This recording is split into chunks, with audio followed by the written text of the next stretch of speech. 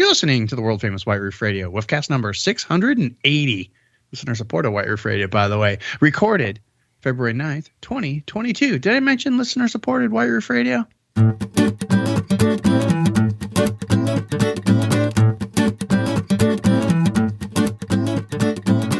Hey everybody, it's DB in Arizona, brand new episode of the world famous White Roof Radio. We're talking about Mini Cooper stuff like we like to do. Listener supported White Roof Radio. Excuse me. We got Gabe here tonight. We got Todd here tonight. It's going to be a good time. We're going to have a great show. Gabe's drinking crappy ranch water out of his fridge, and Todd's got some kind of fancy hipster cocktail over there. And we're looking at old pictures. What is everything? Everything has always got to be hipster, DB. What is up with that? Because it's funny. It's bourbon. It's not a hipster cocktail. It's bourbon. That's like as old as what you is get. a hipster cocktail? I don't even understand. I don't know. If you drink that wine I posted a picture of on the Instagram with the big black glasses from Oregon or whatever, that's not hipster. That's shit. That's like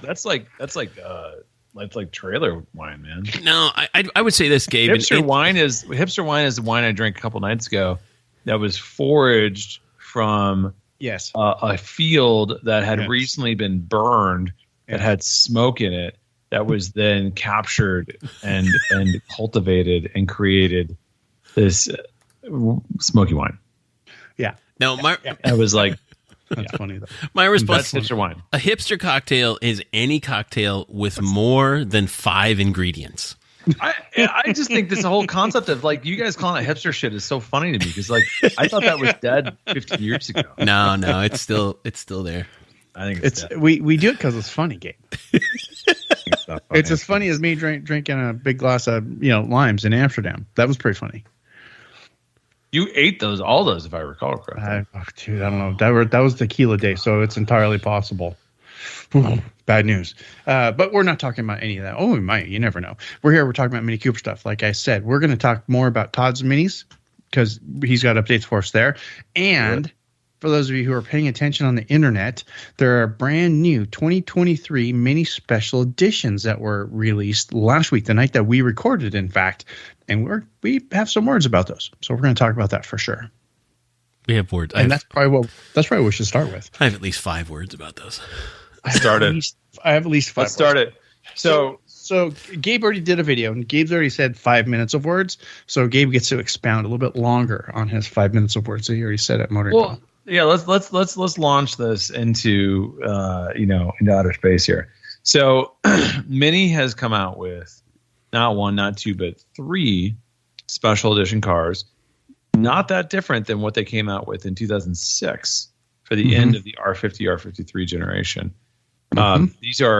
These are global special editions, meaning that they are designed. It's not just a bunch of decals. It's actually trim differences. It's wheel differences. It's new paint. It's inside trim. It's inside lighting. Different wheels. So it's everything. It's essentially everything but mechanicals. Everything but like any kind of engine, transmission, any changes there. So it's a pretty massive sort of special edition onslaught, if you will. Okay, so that's interesting. What do they look like? Well, I mean, go to Motor File, check them out. That's actually this week's show image is the three lined up right there. Yeah. Or it's probably just gonna be 3 pictures of the Clubman because that's the one that I really like a lot. Yeah. So the funny thing is when I saw these a little while ago, and my first thought was, well, everybody's gonna hate the Clubman. Like that's just insane. And every single comment thus far I have seen on social media on the Motor File stuff I've posted has been pro Clubman. That everybody, and it's those wheels. It's those crazy gold wheels, which I kind of like. It's a crazy gold wheels and the body painted trim. The body it's not body trim. painted. No. So it's actually dyed. This is the first time Mini has ever actually mixed in the same color dye in the trim. And what it's done is it's not created a same look. So like what I hated about the painted arches of the R56 Aero kit, if I recall correctly, right. Officially referred to as, which is a strange name. It was like, okay, so you're painting plastic in the same way you're painting metal, and it just never looked right. Right. And also it was like totally toned. It was like perfectly the same exact color, everything. What this does is it dyes the trim but it's slightly different. It's darker. It's got a slight texture to it. And yeah, so what you're talking about. Yeah. It's still got that sort of like, overt, like, plastic and sort of overt like arch design to it. It looks different than the metal, but it's tone on tone, which almost like it's also almost shadowed. Yeah. Cool. So it's an interesting look, and then add to that these wheels, which look like magnificent. The only thing that would make them better if they were 19s. We don't go into that. No, the only thing that would make this car better is if there was a screaming chicken on the hood with those wheels. Come on. Well, I know somebody can help you with that. So I've done it. Even the decals. I mean, even the graphics. I think the whole thing looks fantastic. It'd be better as a JCW. Which, by the way, let's talk about all these. The Clubman is Cooper S, front-wheel drive, all-wheel drive, and it comes as a Clubman, which is awesome. As inside, JCW, all green, everything. So it's got a green inside as well. Lounge leather, like it is the Clubman. I think it just looks. I think that green leather looks fabulous. Oh, do. Looks awesome. The whole thing looks awesome. The Clubman is I can't stress this enough. Like it's funk and it's most successful form. And what they did was they took the sage green, which was previously only on a Countryman, and it was so incredibly popular here locally.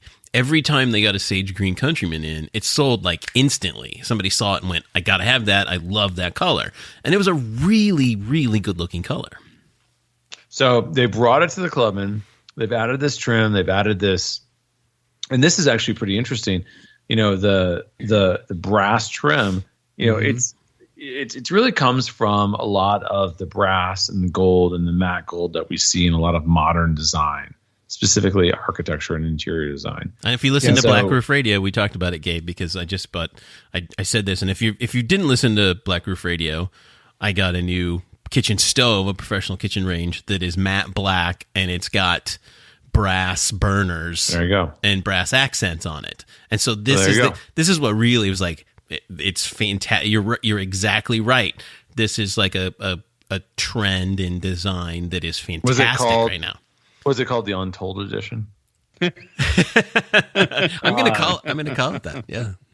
So, but I think it's cool. I mean, I think it's really cool, and it's a aesthetic that I think is still, it's been hitting. It's been popping for a little while, but it's still popping. It looks great, and Mini's it's great. Latched onto the bandwagon. Let's go for it. And I think that's what they were like. Listen, what we need to do with these cars on their way out. I mean, this car has another year to go. Let's make it really, really interesting with the special edition. Yeah. Side note: this is the last Clubman in station wagon form you're ever going to get. This is the wildest version of it. If you ever wanted to throw down for a JCW Clubman, this is the one. In 5, 10, 15 years' time, this is the one that's going to be awesome. So just consider that. I like it, but I still wouldn't buy it. How's that? Oh, this would be the car. I'm begging. I'm getting permission to buy this car now. This is the car of all three. This is the car going on. Oh yeah, me too. 100%. I'm gonna move in. I'm gonna move into the Countryman Untamed Edition, which is, of course, anything with all-wheel drive sitting up high, it has to be untamed. It's a bad boy. It can't be tamed. I'm sorry. Would somebody get mad if Todd bought that one and then slammed it like you did with his? I did make a joke on my video. I called it unresolved, which no, I don't know if anybody caught that, but I mean, listen, this is one that, like, the Countryman is a cool car. It's intended to look sort of off-road like. It is not that. It's a tall Clubman. It's a tall wagon. That's fine. And it's not. I mean, we talked about this like last show. It's a great product. What Mini has done is sort of turn it up to 11 on the sort of aggressive, stance. I mean, the wheels are chunky and kind of very masculine. They're super masculine. Right? Yeah, the graphics are the same thing. Like, okay, so it is what it is. There's a new color here, Momentum Gray, which is, if I'm not mistaken, is actually secretly a BMW color, but it looks great on this car. Inside is Highland green leather seats. It's got that really, really cool illuminated trim, which actually is sort of a mountain motif. The whole thing is well done, executed, and it does not challenge you like the Clubman. There's no matte bronze or matte. Yeah, there's nothing there that's going to make you kind of go, "Ooh, that's too much." Yeah, I mean, I like that. I think that's why I think, to me, I like the Clubman because it's actually interesting in a weird, funky way. Yeah. This is a little bit more straightforward, and I think for the Countryman buyer that is looking for a crossover, you're not looking to step out like you would as a Clubman owner. You're looking to find a product that sort of fits a need that everybody has, and that's what this is. It looks good. So I'm going to move on. So again, these are all these packages are available, but only on the S or the electrics. So the Countryman is not available. The Untamed Edition, because again, cannot be tamed if you have the crossover. Yes, you can only buy it in the Cooper S, the Cooper S All-4, and the Cooper S E All-4 SE, which is the plug-in hybrid. So no JCW there. There is a manual transmission available on the Clubman Cooper S front-wheel drive, FYI. No manual transmission on the Countryman. Now, moving on to the smaller cars, let's talk about the 2023 Mini Resolute Edition for the 4-door F55, the 2-door F56, which of course is the one we all love, and the convertible F57. Resolute stands for I don't know what, but what we have here is we have a... I'm resolved. I'm resolved. This is resolving the brand. It's a big desk at the White House. It's not the big desk. It's the president's desk at the White House. Come on. It's the Rebel Green, so nice, pepper white car we've been waiting for. And honestly, so nice. I mean, like all other BS aside, like this is the closest thing we've ever seen Mini create to a WC50. Who here is a WC50 fan? I mean, who is not? Who doesn't love that color? Who doesn't love that car? Is that was special. the R56 to get. I mean, the GP was good, but the WC50 is the car you want. And this is the first one Mini's ever created that is damn near close. Rebel Green was patterned after that color, and of course it had a pepper white top and mirror cast. That's what this car is. Granted, it's got some stripes and some gold. It's got those really cool wheels. Well, the cool wheels are of the Cooper SE. Not the SE wheels. The other one, the ones that's for the S, the black ones with the ridges, look like ones that look like ridges. True. Yeah. So that's. I mean, I think it's a cool car. I think personally, and I would ask Todd to help me with this. I'd probably black out the big bronze mouth. Yep. But otherwise, I dig it. Like, I mean, blacking that out is one thing, probably with a matte black finish. But I think everything else I dig. I think it's great. I like the bronze accents. I especially like, like the liftgate handle in bronze. The door handles are in bronze. And I think they even did the gas cap in bronze, right? Yep. Yeah, even the gas cap. Yeah, it looks cool. Which is kind of along the lines of the JCW Anniversary Edition was the first one where you saw, and the headlight and taillight rings are also bronze. Also in bronze, yeah. And so my only problem with this car, and I mean the personal preference I have around the blacking out of that is actually, as I look at the Cooper S version with the air ducts, I don't think I care about it. The only problem I have with this car is the name. Resolute. And listen, I apologize to my friends who work at Mini who were responsible for this, or in Germany, who have a second language is English. Resolute as a concept around a special edition, to call something a Resolute Edition, it's really, really dorky. Like it's really, really, really, really dorky. Well, because people don't get the it's purposeful. It's determined. It's let me put it this way. It's so on the nose, it hurts. Yeah. It's awkwardly on the nose. Yeah. And I think when this car, when you think about the Mini, like the Mini brand is not on the nose. It's got a wink. It's sarcastic. It's fun. Sure. It's interesting. It's not on the nose. It's the opposite. It's like the Chevy Celebrity. But Gabe, the Chevy Celebrity was on the nose. At this point in the brand's age, if you will, in life. It's 20-some years old. What, 22 years old now? 22. No, I don't buy this, Todd. 20 years old. I don't like where you're going. No, I'm saying is that they're saying, listen, we're here to stay. We are unwavering in the attitude of this is who we are. And then, damn it, this is it. Name for Resolute. But then Johnson stands up in the back and says, "All the other good names have been used." I'm just trying to defend the name. I don't like it either, Gabe. I'm just trying call it the Bronze Edition. Call it like the number 3. Call it anything, literally anything. I think why and listen, this is why car makers have strayed away from names. I mean. Again, I bring to you the Chevy Celebrity. Yeah. The Chevrolet Celebrity. Think about that for a second. The Chevrolet Cavalier. We could just do horrible car. We had bad that names car in my house. It was a bad car. Well, bad car or not, it's Cavalier, DB. Yeah. It's Cavalier. You don't want a car to have an attitude. Whatever. Of Cavalier. You don't want a car to have a name called Celebrity. You don't want to have a car named Resolute. Like, it seems odd. Like, just, I mean, you don't want a car that looks like a Chevy Celebrity wagon with faux wood trim. Well, you don't want that to be called. I actually would like to have that right now. That actually sounds interesting to me. No, because it's horrible. But besides that, I don't want to get this twisted here. Like, I think this is awesome. I think this special edition is particularly interesting. It's probably aesthetically my favorite. I think the Clubman is the coolest because it's so funky and so weird. This is aesthetically the most like resolved, not resolute, resolved. Well, and you know what? It comes from the Latin, the base of the same word, though, Gabe, and they're often interchangeable. So when you think about it, it's kind of resolved. It is not, but it's resolute. That's the difference. It's a weird, awkward phrase, and I just don't get it. I would like.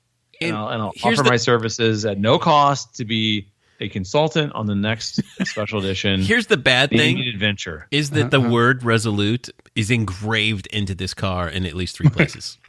Yeah, it is. I mean, listen, and in 5 years' time, I may be wrong. You know, we may look at this and be like, "Wow, Resolute really had a weird awakening in our culture that really makes sense now." But at this moment, I look at this car and I just can't help. My eyes hurt so bad because they've rolled so hard. Oh. Well, okay. Meanwhile, but the car's great. Meanwhile, Gabe, I found you a link to a 1989 Chevrolet Celebrity in Boaz, Alabama for only $3,000, and it's less than 100,000 miles. It looks good, but I need a wagon with that wood trim, DB. All right, I'll manual transmission. Wow. Good luck. You're picky. Green. That is like that's like the the late 80s Monte Carlo light is what that is. That's exactly. Let's. I want to go back. I want to go back to this Clubman though. Can we go back to this Clubman for a minute? And actually, we go back to all of them, I suppose. And I don't understand this, and I mean I do, but I don't. And I don't think I actually appreciate it yet. And that is the treatment that the taillights have been getting with the Union Jack. I get it. Yeah, it's everywhere. I get it, but on the taillights, it's weird. I don't know. It's been that way for a couple of years now. I mean, I know, and I've liked it for a couple of years. I just haven't said anything about it. I just don't. It's great since 19. Since 18 or 19. I think it's great. I love it. It makes the other taillights they had before kind of look kind of weird. Like I think it's funky. Yes, the Union Jacks are out backwards, but I think it's cool. Okay. And on the Countryman, the Union Jacks basically when you turn the directional signals on, they go the other way. They point inwards. Yeah. That's what I mean. I think aren't they all backwards though? They're mirror images of each other. They're not perfect. They're stylized. How's that? They're stylized Union Jack. I think they're cool. I like them, and I got to say, having had them on my last two cars, my 19 and my 22, I get compliments on them all the time. People are like, "Oh, that's so cool! They're Union Jacks in the taillights." So I mean, it's better than the giant, just big plate light thing in the back. I get that, and it's fine, but it's I've never really liked them. It's that chinky wink, that Mini does. That is kind of the brand. It's kind of the okay, we are not taking ourselves so seriously that we have to have boring taillights. And I like that. It's not like we're going to name a special edition like Resolute. Look, we still have Union Jack taillights. It was a joke, people. Resolute. No, you don't have to take it seriously. But this Clubman, I'm not kidding. I like this Clubman a lot. And I don't know why.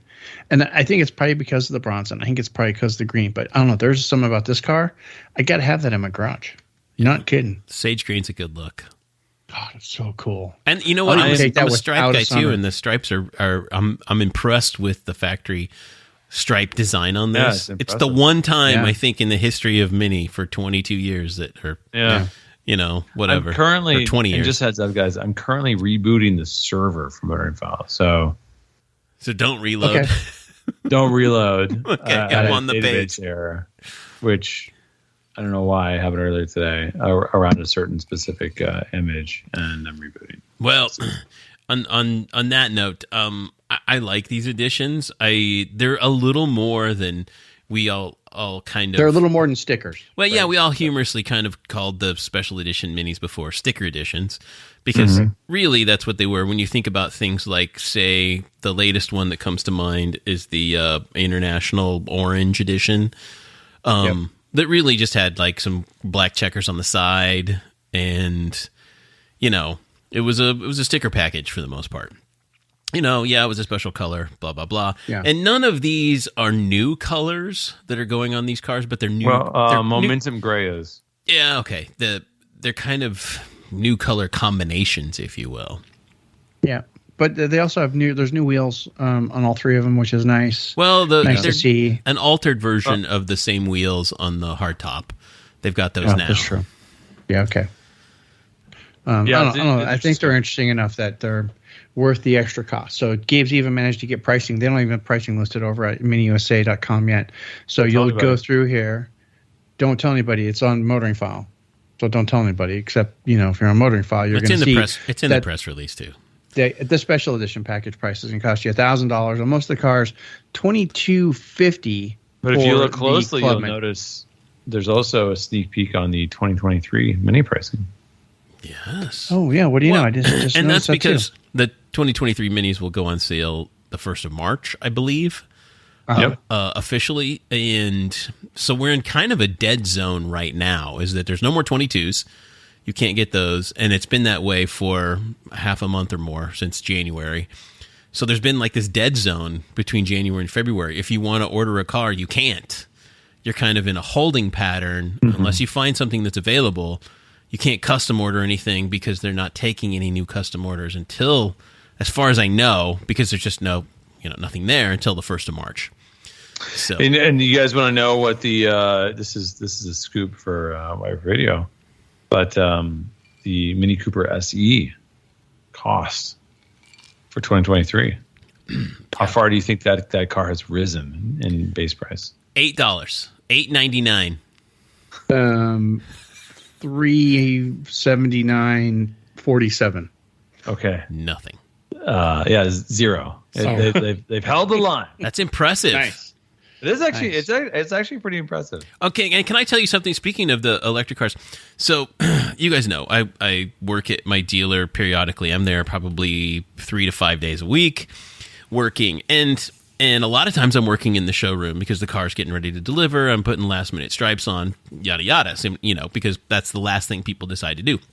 So anyway, I'm there and I get to hear the conversations of people coming in, and this is anecdotal, of course. But the most common question I've heard over the last month and a half to 2 months is people come in and they're like, I'm looking for a new Mini and I'm trying to decide between X, which is like I'm trying to decide between the hardtop and an electric, or I'm trying to decide between a Countryman and an electric. And every person I hear come in is considering, I don't care whether it's, whether they end up buying it or not, but the fact that from what I've heard, 90% of these people coming in are considering the Mini electric. And that blows my mind right now, because they say that statistically Mini last year sold like a third of their cars were electric. At least in a certain time period last year. I may be misquoting that with including the plug-in hybrid though. Like if you look at all the data, it's actually much smaller for the But there was like a certain time period last year. I think there was like a quarter or something where like 30% of the cars sold or ordered were electric cars. Now that may have been global too. That may have been global numbers, but I just find it interesting that the transition of the consumer, if you will, has been happening so incredibly quickly. I thought it was going to take longer, but I think people are resolved. People are resolved to knowing that that's what's on the horizon, and everybody knows somebody who has an electric car. I got 3 neighbors with electric cars on my block now. So really you can talk to somebody and go, what do you think? Having owned this for 6 months, what are your thoughts? And you get the honest opinion of people you know, you respect, your relatives, your friends, the people you work with. And I think that is what's really the killer marketing for electric cars right now. And as somebody's working on a lot of these problems for some unnamed manufacturers, that's a big part of this. Is we are seeing exponential growth in the electric car market, and a lot of it is that scenario, which is people are being swayed by hearing what other people think and the ownership. And I mean, quite frankly, like I've driven these cars and experienced them, for well over a decade now, having reviewed some of the first Teslas. And the thing that you walk away with as you drive and experience electric cars, and this is coming from somebody who has nothing but manual transmission cars that I own, and very much sort of a petrol head, but you can't help but wonder or really think we've been doing this wrong. For 100 years. There's so much that makes sense about these electric cars, so much, in every way, in every scenario. And so I think it's really compelling for a lot of people, especially people who aren't petrol heads, especially people who aren't like, manual transmission snobs. Like if you're not that way, you just want a car as an appliance that equates some status or just gives you transportation. Man, that's just makes more sense. Right. Yeah. It does. And I think that what has been the drawback to like Mini is a plus and minus about the electric car. And the pluses are it's the most affordable electric car in the market in the US right now. It is the least expensive, if you will. And the minus is the range. Okay? And so you kind of have to weigh those two against each other until you talk to somebody who's owned one for a period of time, let's say 3 or 6 months. And when you do that, you completely forget about the range, because everybody I've talked to, most all of them, in fact, all of them, everybody I know, and I know 3 people who own Mini Electrics right now, who have all said that, yes, they consider charging where they go and things like this. But once you get into that mindset, you don't even think about it anymore. You don't think about the range. You just drive the car. It fits your lifestyle. And for most people, and I think Mini knows this, and their research knows this, for most people, that 100 and some odd, what is the range now on the Mini Electric? Like 110. Somewhere around 110, 120 mile range. And in the wintertime, it's much less, and I have confirmed that. No, it's actually not. It is here in Kansas. It is here in Kansas City. Dude, your winters aren't nothing. There's nothing compared to the upper Midwest. Like it's really not that different. We've had weeks. I want to know how they are. I want to know how they are in Arizona summer. When it's negative, whatever. Like I mean, actually, and I've talked to the engineers about this. Like the percentage of difference between this and the previous Mini, like the previous electric Mini or the i3, like differences. These cars, like they don't really, the temperatures don't change things that much. I mean, it's actually not that much. I don't know. I just know this because one of the people who owns the car is a tech here he's a Mini tech, and he has an electric Mini, and he says the temperature, especially when it's below 20 degrees, and we've had a stretch where let's say that's 3, 4, 5 days when it doesn't get above 20, 25 degrees, and that's pretty cold. That definitely affects the range of the car. Now, part of that is that you're running heat to keep things warm too. We're talking like 5 to 7 8 miles. Like it's Oh, not. no. dramatic. I mean, No, he's talking a considerable amount. He's talking like a 20. He's got a problem. A 20% hit. He's got a problem with his foot. Honestly, I've experienced it in much colder temperatures, and I've never seen that. And I mean, you talk to the actual engineers that worked on this car, and they're I don't know, super confident about it. Like you won't see huge differences because of the battery technology. Yeah. I mean, I do know that I just built one chili red and white because the Mini Electric looks best with chili red and white top with iconic trim and leather seats for $38,250. I mean, that's an electric car, and you're still getting up to a $7,500 tax rebate on this. Is that still coming in too? Yeah. For the Minis, it is because it's based on the number of cars. Yeah, for a while. Yeah, it's based on the number of cars they sell, and Mini's low enough volume they haven't hit the capacity yet. Like a company, nice. A larger company is going to. Nice. I mean, that's a smoking deal. I'd have that car in my garage right now if I wasn't lusting after that damn Clubman. Yeah, and I don't think, but by no means do I think the cold weather drawback is enough to keep you from buying the car. I'm just saying that is something to take into consideration depending on where you live. I would talk to more people because I'm not seeing that, and I live in a much colder climate. Yeah, well. Yeah. My concern would be with the other way, but with heat. So, but I mean, I'm driving 50 miles a week, so who cares? Right? Literally, I drive 50 miles a week, if that. Well, I think the key thing there is also it's a 110-mile range. It doesn't take that long to charge. Batteries are small. Well, and I guarantee you too. I know other people. My cousin who has a Tesla Model 3 doesn't even use his home charger. He doesn't ever plug it in at home.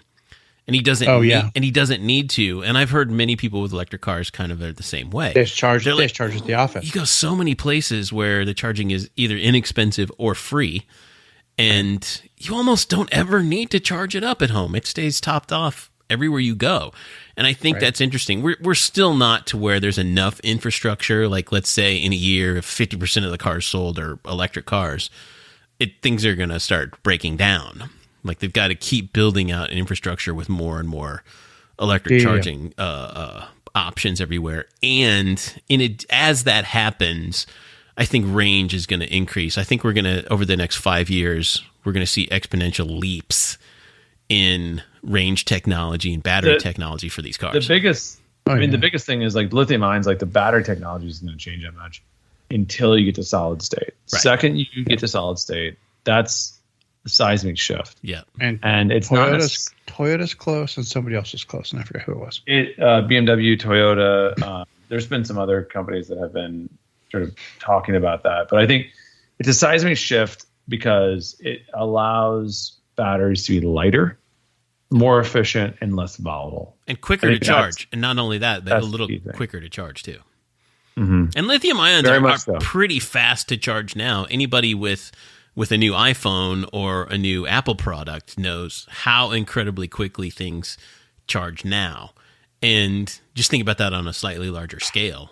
I mean, the Apple Watch, for example, the new version of the Apple Watch, it charges so rapidly. You sleep with it at night, and you literally only have to charge it while you get in the shower in the morning, and you're done.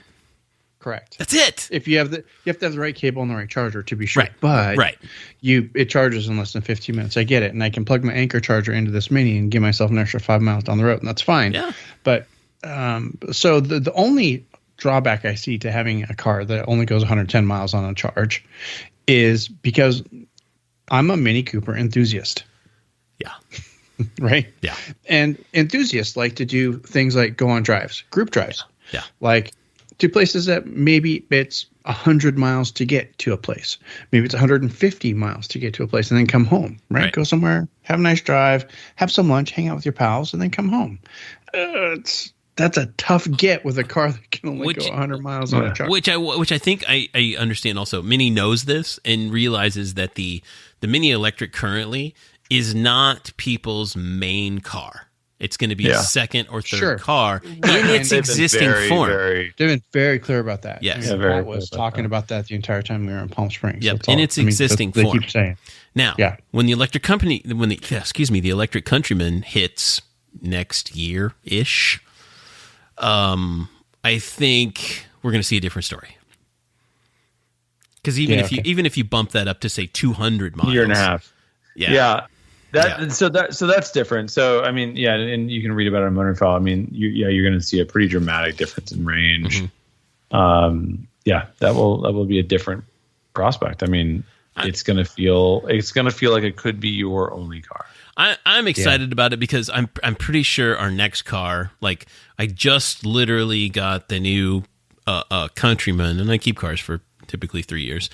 The new Countryman and the new car, the wife's new car, which is still going to be like White Roof Radio Lane doesn't realize this, but there was 5 minutes where we almost switched to a JCW convertible, and that lasted about a day. And we've now reverted back to, because the JCW convertible is only available in an automatic. And zesty, and it was zesty yellow. And it was zesty yellow, which I'm okay with. I'm okay with, because color of a car doesn't bother me. If I get tired of it, I'll just change it. But that's true. That's what I do. But the manual transmission is what I'm thinking is our next car in 3 to 5 years is going to be an electric.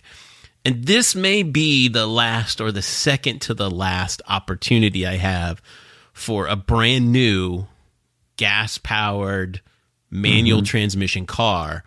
And we just made the decision, you know what, we're going to do it. We want the driving engagement experience, if you will, of a manual transmission. And apples to apples, it's a JCW. The engine's the same, speed's the same, performance is the same. That automatic in the new JCW though, dude, it's good. I'm telling you, good. The Countryman is scary fast. I know. It's not the same. It's not the same experience. I'll tell you that. It's not going to keep me. It's not going to take me from getting one of these Clubman. I'm telling you that right now. It's the most disappointing aspect of my new Countryman. I'll tell you. Is the lack of engagement in driving, and I often ship over into manual mode so that I can at least shift with the paddle shifters to feel like I'm doing something.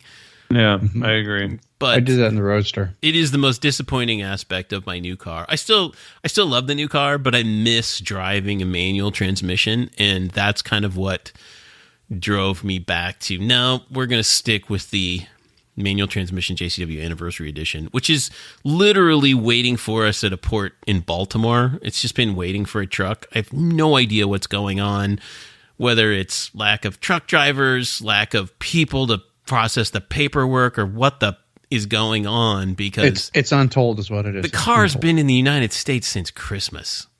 And here we are at the 10th of February, for crying out Pete's sake. And it's still sitting in Baltimore. And there's something going on that nobody... I mean, I understand. There's supply chain issues. It's not a supply chain issue, but there's logistics issues, which very well may be it. They may not have the truck drivers. I don't know. Yeah. But it's frustrating from a consumer standpoint, and it's got to be frustrating from the dealer standpoint, because they know they've got a sold car that they would love to put on the books. Yeah. They would love to put on the books back in January, but, you know... It still isn't happening, and here we are, the 10th of February, and I still have no ETA. It is still hasn't even been released to the carrier yet. Still sitting there. And I know there's nothing that, anybody can probably do about it. Yeah, but you know what? This new Clubman's really hot. Did I mention this new Clubman? Yeah, and I'm telling you, Todd, when I buy this Clubman, you are going to have to scale down a screaming chicken to put on the hood for me. I will do it. It's going to be like quarter size. It's got to be screaming chicken. Would you guys, though, in all seriousness, like I think about just like a standard JCW Clubman versus that, I'd still probably go standard JCW. I mean, yeah, I like these. I'm digging on these wheels, is what it is. Yeah, but they're not 19s. It makes a big difference. I don't like buying. Yeah, but you don't have to buy my tires. So well, the only thing is about going JCW for me is the yearly brake job. I don't want to think I want to pay for that. Yearly brake job? No, you don't need them. Not on the. Dude, I've put now 50, 60,000 miles on JCWs in the past couple of years. If the pads aren't even close. It is, Gabe, you haven't driven the JCW hardtop for multiple times. Like, I've had 2 of them, and they both of the brakes went out at 15 to 18,000 miles. How is that even possible? What's the compound? It's not just me. It happens to everybody. What's the pad? A lot of people. That sounds like an issue in procurement. Yeah, I don't know, but I can tell you the JCW, the 6-pot, like the ones on the Countryman and especially the Clubman are not going out so quickly. No, stop like that. Yeah, they are the best brakes I've ever felt. They're aluminum calipers. They're crazy light, and those things have got tons of pad left. Well, after. The amazing thing too is like the ones on my Countryman. If you look at them, and I've got winter wheels on the car now. They're 18s, which they're pathetically small. Gabe, you're right about the 19s on the Countryman and the Clubman. Gotta get 19s. The 19s, you gotta have 19s because my 18s just look sad on the car. But the brake, like the brake discs themselves, fill almost the entire 18-inch wheel. Those aren't dinner plates. Those are like the. Those are like platters. Those are like serving platters. Yes. Yeah. No, they're huge. Those are massive brakes, 16.1 inches. I mean, they're massive. 6-pot brakes. Yeah, no, they're fantastic, and I can't say enough about those things. I mean, I will say, I would love to have a Getrag 6-speed manual transmission on that car, but you know what? Yeah. All that aside, the thing's amazing. Yeah. I would agree with that. And DB, I think you'd be good to go with the Cooper S Clubman in that, guys. Even with the 17-inch wheels, because they're kind of cool looking. They're even the 18-inch wheels. Yeah, because they're kind of cool looking. I don't know. And I'd probably stick, maybe I do Cooper S, just save a couple ducats too and get a manual transmission one more time. But at this point, it's like, well, I don't know. Maybe it'd be okay with an automatic if I got the JCW, right? Yeah, but if you're going to go Cooper S, might as well go front-wheel drive. I think they fixed the suspension geometry. Just go front-wheel drive, get the manual transmission one more time. Just be done with it. Well, the difference is $5,000 in the... I know. Like $5,300 for the JCW. I know. Anyway, I'm not buying a car today anyway. I had other things to do. But this has been a very fun conversation. This is actually really cool. We'd be interested to hear what you guys think about these, all these new special editions. Comments are open. Click over, motorinfile.com. Leave a comment there somewhere. Say something nice. You animals. And I will say they've only been out for a day, but I've seen pretty good social media response to this. Unlike a lot of them, a lot of hate that comes from social media. Yeah, I've seen a lot of really good lately. Well, if I were, so here's a question for you: if Motor Val were to get one of these cars, which would you want to see? The Clubman, of course. The Clubman. Because I don't want to hear Gabe bitching about, I wish I got the Clubman. That's it. If Gabe doesn't have a car that's got brass trim, if his next car doesn't have brass trim, I just don't know. What world are we living in? Well, these are good questions. I don't know, Gabe. Have you ever had in the years of motor? Have you ever had a monotone car? No. Have you had an F56 hardtop? Oh yeah, absolutely. Okay. Have you had an F56 JCW hardtop? Not for more than 1,000 miles. Did you have the convertible? Did you get a JCW? Yep. Yeah. Put about 800 miles in that car. Yeah. Okay. If the Motoring File company car gets one of these, it's got to be the Clubman, dude. That's what I think. It's got to be it's got to be the Clubman. It's got to get the brass wheels. It's got to have, dude. It's got to be the Clubman. Period. That's how it's good input. It's got to be. You just can't, because all the rest of them, it's just kind of like people might go, yeah, you get the one with the sticker package and the nice wheels, but you get the Clubman, dude. It's like, oh, you got the Clubman. When's the change? It's like you're a shoe guy, man. It's like, oh, you got the Velcros. You know what I'm saying? Be like that. Yeah. When's the changeover going to happen, Gabe? But you got another year, or do you have less than that? This spring. Spring. Okay. So it's not like you can wait for another. I got to make the call. If Minnie is going to be kind enough to extend the offer, I have to make that call. And I think my initial take is really probably JCW Clubman is my dream spec. I love the Clubman. Yeah. I think it's I've said it so many times, but they're never going to have another one. Yeah. It's a wagon. It's a 306 horsepower wagon. I need to get a Clubman. I've never had one. They'll never make it again. There's nothing but crossovers in our future, and so I would want to do it. In fact, I'll be honest with you and our audience, like that would be a car I would consider then buying. After actually buy out the lease. Yeah, wow. whatever it is. Yeah, whatever it is. I think and if you follow automotive journalists, et cetera, like there's those moments where we do have an opportunity sometimes, rarely, to buy a car. Doesn't really happen very often. In fact, BMW doesn't really work that way, so I don't even know if it's possible, but it is because otherwise you would have bought the Roadster. I tried, and I ended up not, just because I didn't have the space for it at the time. So, there was one more bit of news. Just I'm going to stop you there because we're going to end up running long if I let you keep going. One more bit of news that I think we should probably cover, and that is Mini naming its first woman as the head of the brand. Yeah, that was actually kind of cool. That happened right after we posted the last show. And of course, we want a huge welcome to Stefanie Wurst to the brand. She's the brand new person in charge. Stefanie Wurst is the best. How's that? I like it. I see what you did there. Yeah. We don't. So, Bern Korber has been with the brand for a couple of years now. He's moving on as BMW Mini tend to like to move their executives around to give them a lot of different expertise in different areas. Stefanie comes from BMW of the Netherlands. She has a great CV. Super excited to, and this is a true fact. I mean, Mini has never had a woman in charge. I don't know what that brings. Everybody's different, but it's cool to see somebody with a different background coming in to lead the brand.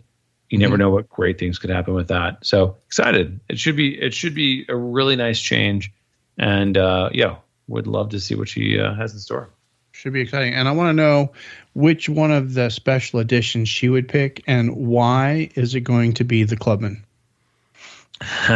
Well, and what's fascinating about these special editions is I follow a bunch of Mini feeds from other parts of the world, and like other parts of the world get crazy special editions too.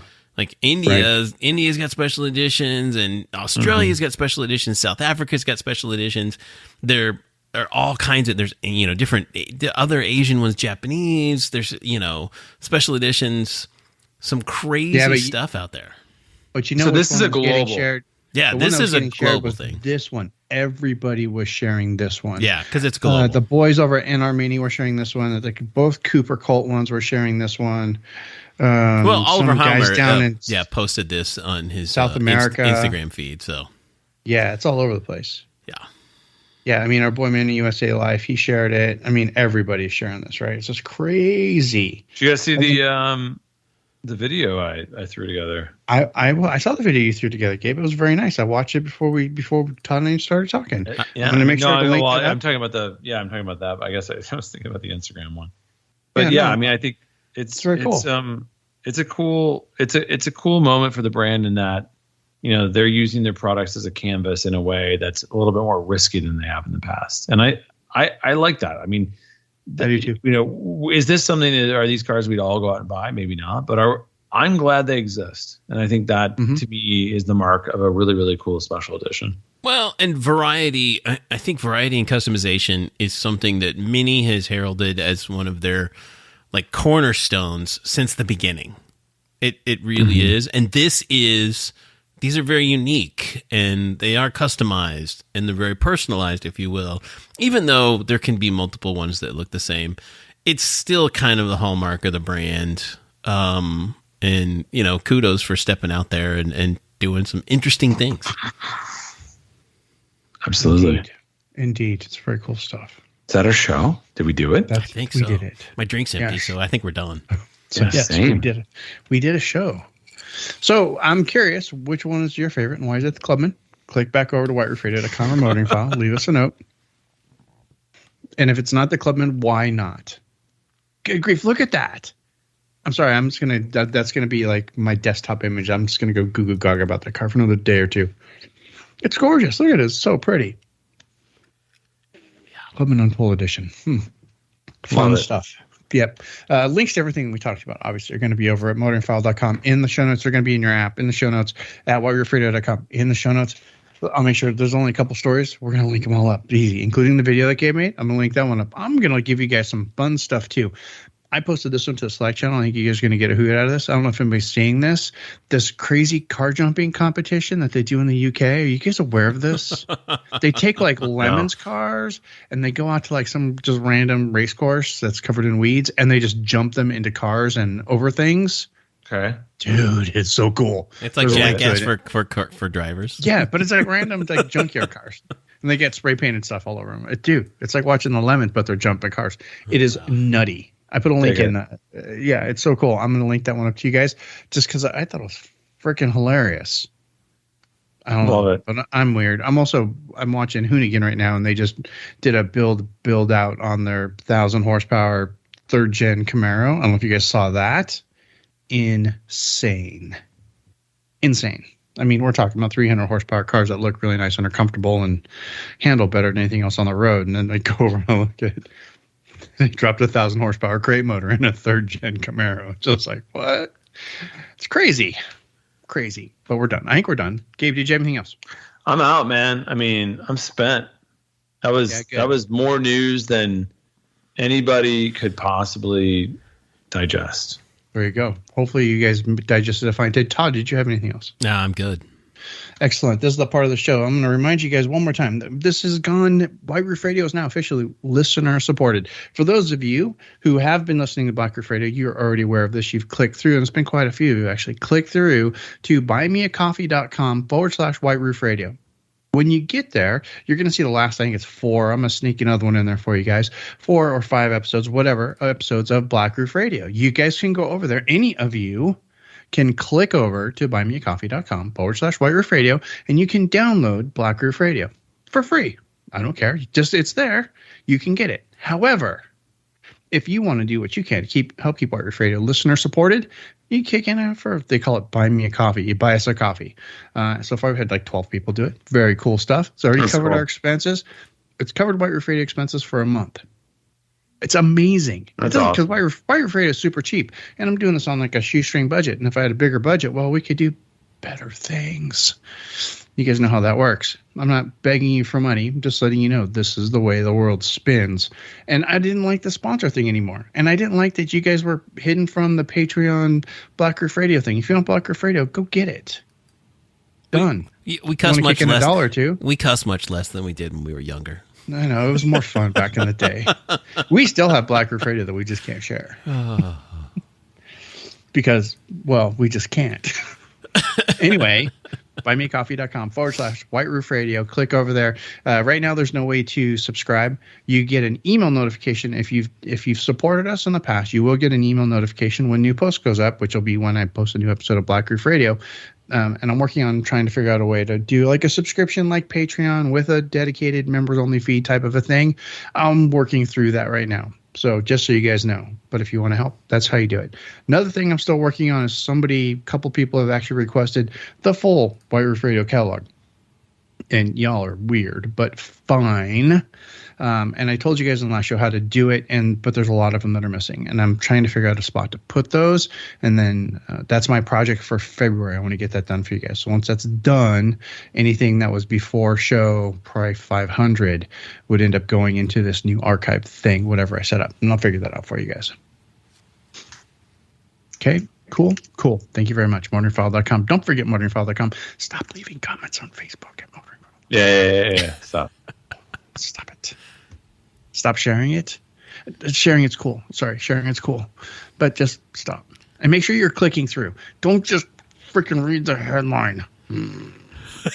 Click through.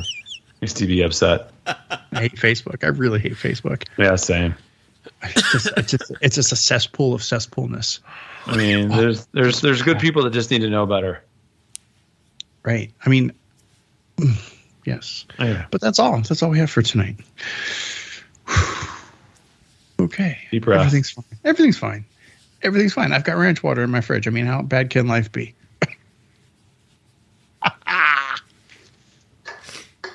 That didn't even make it to Black Roof this week. Anyway, gang, thanks again for listening. We appreciate you guys sticking around with us. We really do. It's so awesome that you guys keep coming back every week and listening to White Roof Radio. It's one of our favorite things. But for this week, we are done. So this is the part of the show where I like to make that funny clicking sound. And then I say, questions, comments, or concerns, go ahead, click back over to whiteroofradio.com. There you can leave us a note in the show notes. You can also email us, feedback@whiteroofradio.com. Until next time, being this TV, I'm done. Cheers. Cheers.